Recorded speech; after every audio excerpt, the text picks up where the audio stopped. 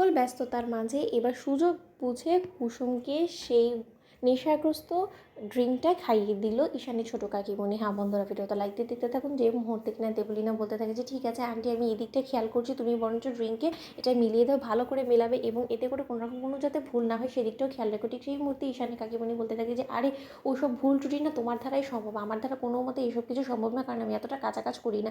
অন্যদিকে যখন দেবলীনা বলতে থাকে যে হ্যাঁ তোমার আগের রেকর্ড তো খুব একটা ভালো না, তার জন্য তোমাকে অ্যালার্ট করলাম, কারণ সেদিনও তুমি ওই চুরির দায়ে কুসুমকে ফাঁসাতে গিয়ে রীতিমতো আন্টির কাছে নিজেই ছোটো হয়ে গেলে, তো তার জন্য তোমাকে আরেকবার মনে করিয়ে দিলাম।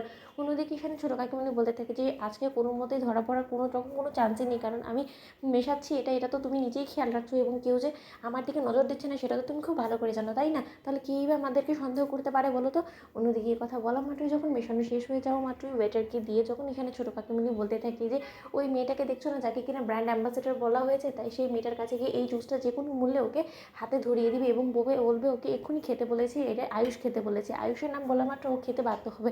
অন্যদিকে যখন এই কথা বলা মাত্রই যখন সেই ওয়েটারটা কুসুমের কাছে যায় এবং কুসুম যখন বলতে থাকে যে না না, আমার এতটা জল তেষ্টা পাইনি, আমি কোনো মতে এইসব খাবো না এবং আমি এইসব খাইও না। অন্যদিকে যখন সেই ওয়েটারটা বলতে থাকে যে ম্যাডাম আপনাকে এটা নিতে হবে, কারণ আয়ুষ স্যার আমাকে অর্ডার করেছে, আমি যাতে নিজে জোর জবরদস্তি করে হলে আপনাকে এই ড্রিঙ্কটা খেতে বলি। ঠিক সেই মুহূর্তেই যখন আয়ুষের কথা শোনা মাত্রই কুসুম নিজের সিদ্ধান্ত বদলে দেয় এবং বলতে থাকে যে ঠিক আছে, আয়ুষবাবু যখন আমার জন্য এটা পাঠিয়েছে তাহলে অবশ্যই আমাকে এটা খাওয়াটাই প্রয়োজন। অন্যদিকে যখন কুসুম অবশেষে সেই কোল্ড ড্রিঙ্কটা খেয়ে ফেলে, ঠিক সেই মুহূর্তেই ঈশানের ছোটো কাকিমণি এবং দেবলীনা একসঙ্গে হাত মিলিয়ে বলতে থাকে যে এবার আমাদের প্ল্যানটা সাকসেসফুল হওয়া থেকে কেউ আটকাতে পারবে না। আয়ুষ এবং ঈশান, তোমাদের নজরে থাকা সত্ত্বেও তোমাদের নাকের ডগা দিয়ে আমরা কুসুমকে নাজেহাল করার সকল চক্রান্তে সাকসেসফুল হয়ে যাবো, অথচ তোমরা কিচ্ছু করতে পারবে না। আজকে আন্টির সামনে যে বাদর নাচ কুসুমকে নাচাবো, তারপরে তো আন্টি তো দূরে থাক, তোমরা কোনোভাবে আন্টির মেজাজ ঠান্ডা করতে না পেরে এক পর্যায়ে তোমরা বাধ্য হবে কুসুমকে এই ডিল থেকে বাদ দিতে, কারণ কুসুমের আজকে এই